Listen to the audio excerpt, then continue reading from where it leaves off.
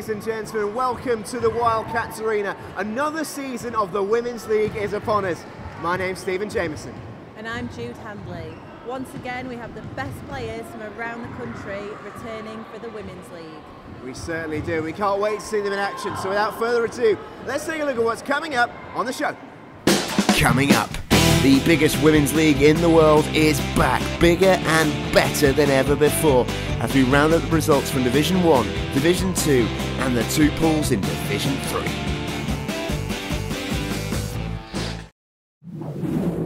So it looks like we've got a really good weekend coming up here in Nottingham. But if you're new to the sport and would like to find out more, take a look at this. Wheelchair basketball is similar to basketball in many ways. The court size and hoop height are identical, as is the scoring system. 2 points for a basket or 3 for a long shot beyond the 3-point line. The rules are largely similar too, although travelling works slightly differently in this sport, with players only allowed to propel themselves forward in their chair twice without bouncing the ball.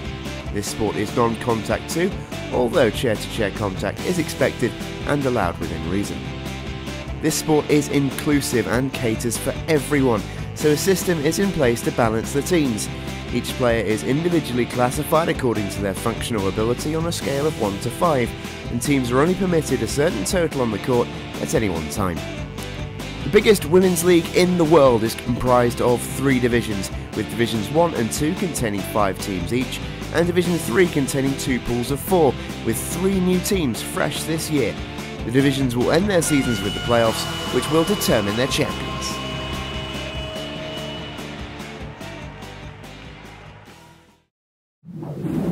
So now we know everything we need to know about the sport. It's time we get the action underway. Our teams are ready, so let's kick it off. This is Division 1. We kick off the action with Angels versus CWBA, with some of our Paralympics GB stars getting quickly reacquainted. It didn't take Joy Hazelden long to find her groove, scoring here from deep, and Angels were fighting a losing battle at the half. Baskets like that from Imran McSorley kept it close, but last year's divisional champs ultimately claimed their first victory, 38-28. The team that pipped them in the playoffs were in action over on Court 2 against the Vixens, and the Sheffield Steelers looked in ominous form, punishing mistakes at every opportunity. Maddie Thompson with 2 of her 18 points there. Mo Hastings helped the Vixens to over 30 points, but the Steelers were too powerful, notching 63 of their own. Katie Morrow with that basket as they took the win, 63-32. Things didn't get any easier for Vixens, as next up for them was CWBA, who picked up from where they left off against Angels. Sarah Hope finding 2 here in another solid performance, and first quarter aside, CWBA were in complete command, despite the best efforts of Fran Ray. 2 games, 2 defeats for Vixens, while CWBA moved on to 2-0. Next up was one of the games of the weekend as Angels took on Steelers. The Whites raced into a first quarter lead before the Sheffield side roared back to even it up at the half. And the two teams continued blow for blow right up to the final minute, where the Steelers edged ahead. First through Maddie Thompson and then Katie Morrow. An epic 54-49. We then got our first look at London Titans, who opened up their season against the winless Vixens, who had great moments like that one-hander from Evelyn Roberts, but the Titans in truth were dominant throughout, aided by Rosie Williams shooting.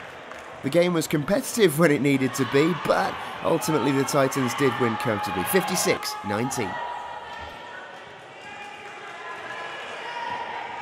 Sunday dawned bright and breezy, and Titans and CWBA were wide awake for their opening game of the day. It was the Coventry side who raced out the block, surging into a 36-14 half-time lead. The Titans with Fee Tillman in the side were never going to rest though, and made the second half competitive. But it wasn't quite enough, as CWBA moved on to 3-0, 52-25. Our penultimate game saw the two sides without a win square off, as Angels in purple took on the Vixens. The Angels made a flying start, with Catherine Eason in particularly fine form in front of the hoop. The Vixens made a fist of a comeback and got closer than they had previously managed, but once again they were overpowered eventually as Angels got on the board, 47-32.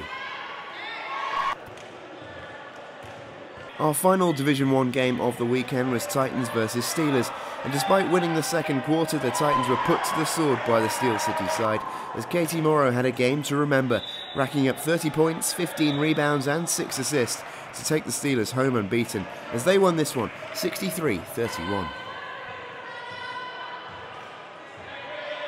Taking a look at the league table then, it makes difficult reading for Vixens fans as the 2015 champions have work to do in weeks 2 and 3 to climb the table.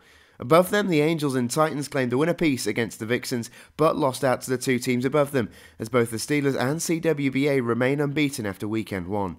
The Steelers' offense went off this weekend as they racked up 180 points, while the CWBA defense was equally impressive, shipping just 76. They meet for the first time in week 2. Some amazing action from an opening weekend from all our players and teams as some of our Paralympic stars settled back into the domestic game. Running their watchful eye over proceedings this weekend were their coaches, and I caught up with Myles Thompson and Dan Price.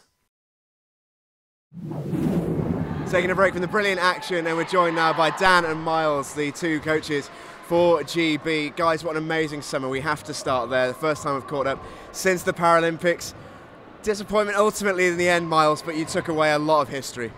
Yeah, anytime you lose a medal round game, that has a lasting effect and it stings. But to have a 4-game run there of wins in the Paralympics, something we've never done before. To beat the team like Germany, defending gold medal champions in the pool play. To really get the crossover that we wanted. There was a lot to be taken from that. The thing that we told the girls over and over was we wanted to see the people back home. We wanted them to see our determination and our momentum, and I felt we really did that. You certainly did. I have to agree with that one. Dan, in terms of the experience of the competition itself, just talk to me about it. It looked from the outside looking in like the biggest party in Rio. What was that like? Yeah, it was fantastic. Everybody in Rio was fabulous. You know, all the volunteers, all the spectators. It was a wonderful atmosphere that we got to play in. But the competition was at a next level. Probably the toughest women's competition for Paralympic Games ever. With the U.S. being at the top of their game, Germany, the Dutch, we're up and coming. Canada's always there. China's always there. So it was very, very difficult. And every game you had to be on top of your game to make sure you come out with the result you wanted to. Yeah, absolutely. And we look ahead to the Women's League this season. We're back again, and we've got some amazing players back. We've, of course, got some amazing Paralympians now who are playing in the Women's League, which is fantastic to see. And the girls, of course, from your under-25 teams, Dan. How good is it that they get to play week in, week out against the sort of standard that they can now say they play against? Well, we're excited. And what we're really excited about is, the 25 and under program that we're implementing. It's history. And for us to do that and create another pool of players, it's just something that we know that's needed, so we can continue with any success we have, throughout the generations. And that leads us nicely on to you, Dan, under 25 coach. You won the gold at the Europeans last year. Yes. How important is it now for you to move on from that, take the youngsters, move themselves on? Yeah, it's really important. We have a key next 4 years that we're really looking forward to. We just started a couple months ago with some new players into our program. So teaching them the GB way and the things that we want them to do on a daily basis, because we don't get to see them every single day like we get to do with our senior team. So what they need to do when they're at home with their club teams, now we get to see them implementing that into their game action here today. And looking ahead to the future, we've got a few big competitions, of course. Europeans next year, Worlds the year after that, and of course, Tokyo 2020. I know you guys are always planning for the future. What needs to happen between now and those competitions to make sure that it's not fourth next time, it's those medal positions? Well, we're such a young team in Rio. Our average age was 22, and Claire Griffiths, bless her, hey Claire, at 36 has stepped away from the game. So all we're going to do is get younger, aren't we? As we mature, as we get more miles on the tires, so to speak, we will become tougher and more diabolical to beat. That's great news for us. And in terms of your under-25 girls, success last year at the Euros, is that just about continuing that now? Yeah, it's continuing that with also developing our younger players. We have some of our under-25 players that are within our senior squad, but we have to develop the next generation. So teaching them the right way, getting them on par with our system and things like that, and getting them to be able to step up to the next level. Well, thank you very much for joining us, gents. The future, it certainly sounds very, very bright. The present, of course, is fantastic as well. But for now, it's back to the action. That's all the action from Division 1. Now let's head over to Division 2 and see what's in store for us. The Bisons are our first team in focus, and after being promoted last year, the Bristol side were keen to make a good first impression. They opened up with a tough defeat to an experienced Angels 2 side. Heading into the second game against Titans 2, the Bisons accrued more points with shooting like that, but ultimately did fall just short again. They were left to rue missed chances against Blackhawks on Sunday, meaning the Bisons are winless to start Division 2, but with plenty to build on. Next up are Angels 2, who had Cobras up first, and despite some impressive rebound work, they went down to the team from Leicester. They regrouped though and took on the Bisons later on that afternoon and claimed a fine 32-16 win, helped in part by shooting like that. They had the Blackhawks in their Sunday game, and despite Anna Jackson's scoring, the Blackhawks took the points. Angels 2 are 1-2. The Blackhawks' first fixture of the season came against Titans 2, and it was a game they ended up losing, albeit very, very narrowly, going down 29-25 in the final few moments. That seemed to inspire the Blackhawks, as their remaining 2 games of the weekend they looked in fantastic form, sweeping aside both Angels 2 and Bisons while racking up the points. They're 2-1.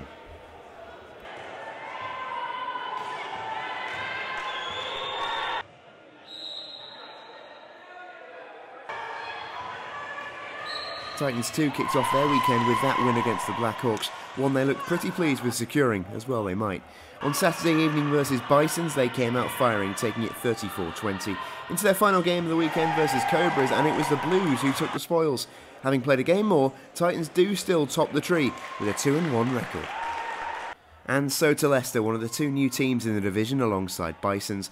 They were the team to play 2 games this week, but are the only team in the division unbeaten, as they claim a 2-0 record due to the 34-24 win over Angels and a superb 41-16 victory over Titans. Could the Cobras follow the Foxes from Leicester and claim a surprise title? I asked player coach Fran Ray.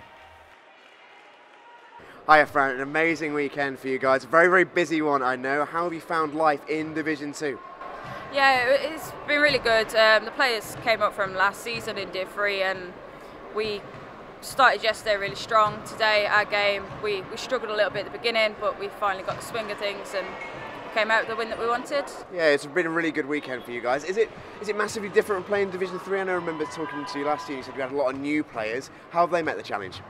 They've all done really well. Div 3, it was a slower pace. We could afford more mistakes, but Div 2, we're having to step up that mark, and everybody's doing really good, pulling themselves together, and we're getting there. Certainly making the step. What are the goals for the season? Don't think we really have a goal yet. Just see how we go through the season, see where we end up at the end of it. The more wins we get, the better. I think the happier the players will be, but I'm happy with whatever the outcome is. Spoken like a true coach. Wish you the best of luck. Thank you. This is how Division 2 looks after weekend 1, with Titans 2 above Blackhawks by virtue of head-to-head.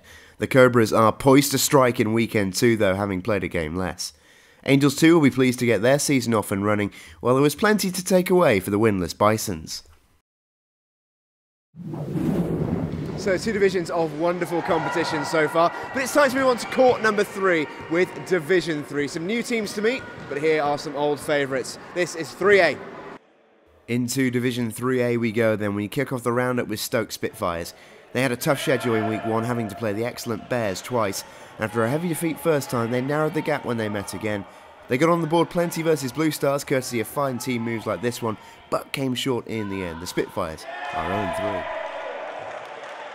Next up, Eastern Blue Stars. They lost out by just 2 points versus Angels 3A in their first encounter, but repaid the favour when the 2 sides met again for another epic on Sunday. And just look what it meant.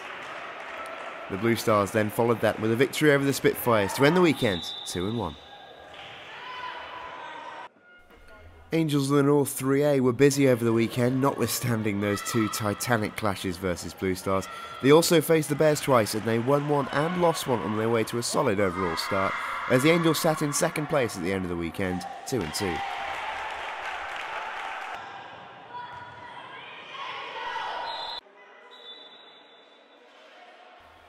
Sitting atop the table were the Bears then, who looked in typically predatory mood this weekend to recover from their early defeat, beating Spitfires well before moving on to their Angels rematch, which this time they won to head to the summit.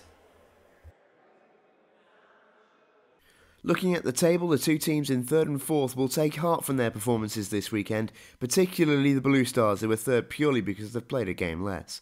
Angels sit one place above them, and the Bears lead the way. No team unbeaten after the first weekend, the only division that can say that.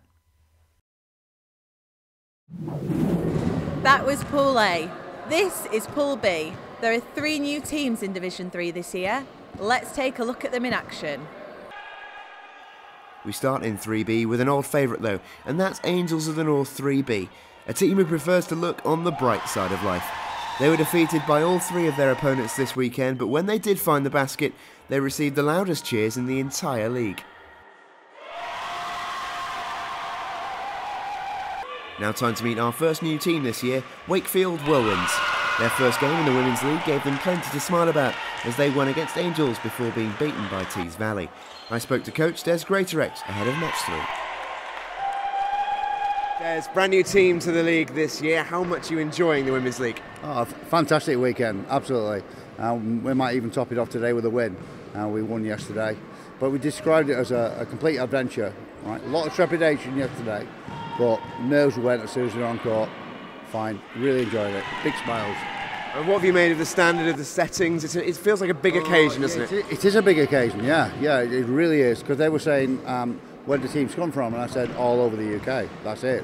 This is the one central venue for everybody.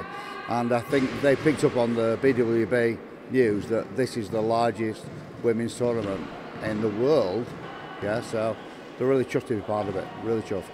I'm guessing you've got a mix of youth and experience as well. How have the team coped with the demands? Well, they're young and I'm old. Yeah, mine's the experience.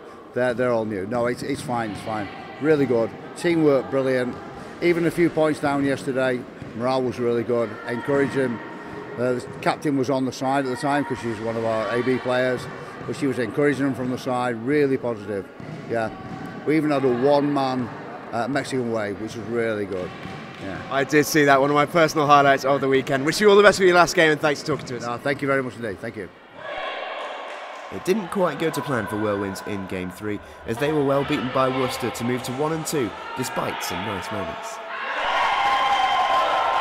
Our second new team, Worcester Wolves, made a disappointing start to Women's League as they were beaten by Tees Valley, but recovered brilliantly to win their remaining 2 by big margins. They put 46 on the board versus Angels, and were the only team in all 4 divisions to break the 50-point barrier, winning 50-11 versus Wakefield. Our final team this week are another debutant, RGK Tees Valley Titans. They made a perfect start to Women's League life, with 3 wins out of 3 and with impressive performances to boot.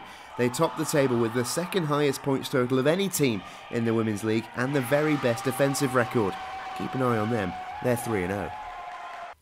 Division 3B looks like this then after all 4 teams faced each other on opening weekend. Tees Valley are the team to beat, and that looks like it's going to be tough for Wolves, Whirlwinds and Angels, who all come away from weekend 1 with fond memories. Well, that will just about do us for the opening show of the season 2016-17 season. What a way to kick off the campaign. We will be back in the new year with another weekend of action. Until then, check out the website britishwheelchairbasketball.co.uk. You can also get us on Twitter as well. We're at BritWheelBball for all the latest news heading into the new year. Until then though, from me and Jude, it's a very goodbye. Goodbye.